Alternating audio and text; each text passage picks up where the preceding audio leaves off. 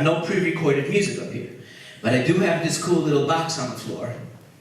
Cool little box on the floor. Cool little box on the floor. Cool little box on the floor. Cool little box on the floor. So a little bit more about me. So when I was younger than you, I wanted to be a priest. But you know what happened? My hero was my parish priest. He left the priesthood. I said, what? So I said, I forget that. I said, God, forget about it. I don't want to be no priest. Take a walk. So I still had to go to church every Sunday, because if I didn't go to church every Sunday, my father would have killed me. I see some of you nodding your heads. Well, that's good. I'm glad that you got that kind of daddy or mommy or somebody who loves you enough to not let you put up with your own nonsense. Because it's really easy to do, you know, to become best friends with stupid. Right? Anyway, so my priest left the priesthood. I went off the deep end. Many years later, through a Catholic Bible study group, I had this kind of an explosion of faith and of love in my heart, that God put a hunger out. I like to eat, right? I'm half Greek and half Italian. We love to eat. Mangia, mangia, mangia. And, but God put this love in my heart, and He made me hungry. And that's what's totally amazing about this whole great thing. What great thing? This whole great adventure, journey, responsibility, gift, mystery of faith and of love, and of faith expressing itself through love. And we're talking about like true, real, authentic love. Wow. All right. So then through the Catholic Bible study, I turned around. I was a bad boy. The bad boy became a good boy. That's called like having a conversion. God made me hungry for more, and I still didn't want to be a priest because I hated going to school. I hated studying. I didn't do well studying. See, I would have quit high school. My father never graduated high school. My father says, you quit school, I break both your legs. It's a very easy solution here. You can quit school. See, but you know what happens? He made me realize that there are consequences to our choices. And you know what? There are. This microphone goes through my mixer and it's hooked up to this thing here just in case I want to do something like this side. Just in case I want to do something like this side. Just in case I want to do something like this side. Just in case I want to do something like this side. Because I mean, at the end of the day, that's what it means to be a man, to be able to conquer yourself, you know, and the way that you do that is with love. And sometimes people, you you gotta discipline yourself, you're going to school where there's discipline, and say, yeah, well, what's up with discipline, I mean, well, at the end of the day, it's really an expression of love and respect for yourself and for others, because if you don't have love and respect for yourself, hopefully at least that you can love and respect somebody else. Because at the end of the day, you gotta have love. Because if you don't have love, you're never gonna be able to know who you are. And then what's gonna happen is, you're gonna waste your life. I'm gonna start off with a prayer. But St. Augustine said, when you sing, you pray twice. Then I heard a rumor that when FrStan raps, he prays like 3 times. So if I sing and I rap, that's 2 and 3, that's 5. I ask you to help me, help me. I ask you to help me, help me. I ask you to help me, help me. I ask you to help me, help me. Help me to help me, help me. I need you to help me. Help me. Help me not to be afraid. Help me. To ask you for help. If you have truth without love, it's destructive. That's what Blessed Pope John Paul said. He's my hero. You have truth without love, it's destructive. And then you know what? You can have love without truth, and it's just equally destructive. And you know something? I think one of the many reasons why the church is becoming irrelevant for young people today. Religion seems to be irrelevant for people today. See? People like either too smart, or they're too rich, or they're too strong, or some men think they're just too bad, or they think they're too sexy. I like too sexy for the church. I'm too strong for the church. I can't deal with that. Like one wife, no sex before marriage, like jumping like, want like a lot of bottoms. I'm a womanizer. The power of my manhood is deep down in the zipper zone. Understand? That's how people think. Why are you laughing? Look what we've done. Like sex is a gift from God. You want to hear truth? You want to hear some truth? Sex is a gift from God. You look surprised. It's a Catholic institution, y'all. Don't you hear about Pope John Paul II and the body? But I got news for you, though. Well, let's just leave it at that for now. I want to talk today with you a little bit about building a new culture. There's a new culture, man, and so those of us who are Catholic, you know, a lot of times we don't look at the church. Well, the church this, the church that, the church the other thing, the church all these things. But what about you? What about you?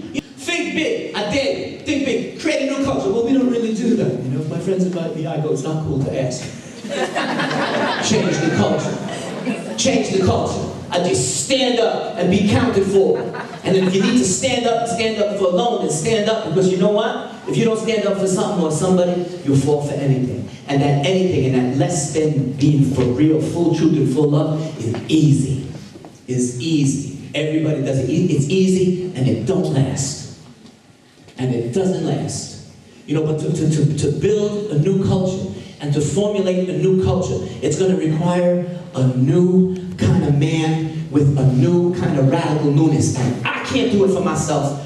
You can't do it for yourselves. And we can't even do it together by ourselves. But that's why the church says things like, through him, with him, and in him. And then the radical newness that Jesus unleashed, even to love enemies. And we're not going to create no new culture without this radical newness of love. The church will remain irrelevant for you and for everybody else, because then nothing will be relevant for us. Except what I want and what I think I can get and what gives me what I want, when I want it, how I want it. And if I get that, that becomes relevant to me. And that's why Pope Benedict made a lot of noise about relativism. And there's no truth, there's no objectivity out there. If it works for me, it works for me. If it works for you, it works for you. You know, you say tomato, I say tomato. What the heck, you know? It don't matter. Don't get me wrong, ideas, concepts, things are good, man. That's how most men think about and treat women. That's why the pornography industry on the internet makes more money than football, like soccer football, American football, basketball, hockey, and Major League Baseball, all together. All together. And all somebody saying, "Oh, buzzers," saying, "Damn, how do you know that? Damn. Damn, how do you know that?" Y'all living in a digital age, y'all living in a digital culture. You want to be like digital boys? I mean, don't get me wrong. Go and click. Like me on Facebook. Follow me on Twitter. Go ahead. As a priest, I gotta be out there spreading the word in the digital domain. That's why I'm doing that. But to create a new kind of culture, fellas, that's what it is in the school, in the family, in the church. Say, all right, well, that sounds interesting, but you know, yeah, well, it's gonna involve you. You know, sometimes we don't want to get involved. We want to keep it like, well, what do I have to do, you know? So, the body is a gift from God and is good. You can never praise and thank God enough, even if you could. I doubt if you would. The soul of the culture is defected. Pro-choice, pro-death, so cruel life's not respected. The sacredness of life and holy sex, they neglect. It's holy. It's not even just good. But you know, you want to talk about the church and being relevant. It's going to be you. It's going to be you. You can't say, oh, that person, oh, I meant this one is. Yeah, okay, I'm not saying that you have to like everything, because you won't. I'm not saying you have to like everybody, but you won't. What are you going to do? What are you going to do? What if you hate your teacher? Say, I ain't studying, he's a jerk. I don't care if I fail the test. If you can't get over yourself and conquer yourself, that's like people saying, I ain't playing, the coach won't play me, I ain't sitting on the bench. Don't get over yourself. Shut up and get on the bench. And be ready, so when he does call you, you're ready to go in. And if he doesn't call you, then what? Then you gotta deal with that. And then you be ready for the next game, for the next time. That takes some kind of a man, and it takes a kind of a man whose heart has been free with the fullness of truth and love. And that's the only way it's gonna happen, fellas. In the bathroom and spraying Lysol. That's like a big poop in the bathroom, y'all. Somebody be dropping some stuff like that in the bathroom. And then they're gonna shh. Oh, they ain't nothing worse. They ain't nothing worse than, like, you know, 4 packs of fish and chips, y'all. Like 3 hours later in the bathroom, y'all, man, they were melting the glass out the window, then they spray Lysol. just open up the window and close the bathroom door. And if you really want to carry around a little sticky with you, say danger. But we sprayed it up with Lysol, man, because we don't really want to face the stink of some of this stuff. And I'm not going to come. You want to go with me, Mom? Why, what are you, embarrassed? Let me tell you a story. And I'm embarrassed to share it with you, but I got to. You know, the drummer in my band, he's a great guy. I'm on the street now. My mother could have been an opera singer because my mother would call me, man, like, you know, I could go intercontinental and I'd hear her. Right? So, and my friend Paul, the drummer, we were hanging out, and my mother called me to come home and have dinner. And my mother calling me to come home, telling me that everything is ready for me, set to go on the table. And so she puts her head out the door and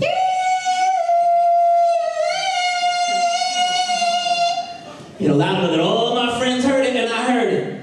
And I'm like, did I want to say, gee guys, my mother's calling, I'm going to go home now and have dinner. Bye. You know, so like, and I know my mother couldn't hear me, nor could my father. So I had a false sense of courage. I covered up my fear with stupidity, and I yelled back. I said, yo, shut up! And I knew that my mother wouldn't hear it, and my father didn't hear it. But the drummer in my band heard it. And he came and he grabbed me, man. He says, yo, don't you talk to your mother like that, I'll bust your head. And we started going at it. I said, well, you shut up, mind your business, man. Ain't your mother's mother. Shut up, man. I said, well, no, you talk up. And we were going at it like that. I just shoved off. I went home and I ate. And I told my mother to shut up because I was embarrassed. No. And it took my friend to stand up to me, to confront me with truth and love, to make me think big. When I shriveled, instead of saying, wow, my mother's calling me and she cooks, I couldn't appreciate it. I couldn't express that love because I didn't have it. I wasn't strong enough. We can grow into it. It don't come easy. This is not an easy thing, man. But you know what? It's the real thing. And for the church to become relevant, not a problem. So long as you do. So long as I do. So long as we do. FAMILY, we love this stuff. We do it till we die. Check the remix, cause the beat is brand new. Forget about me because I love you. FAMILY, we love this stuff. We do it till we die. Check the remix, cause the beat is brand new. Forget about me because I love you. FAMILY, we love this stuff. We do it till we die. Check the remix, cause the beat is brand new. Forget about me because I love you. FAMILY, we love this stuff. We do it till we die. Check the remix, cause the beat is brand new. Forget about me, cause I love you.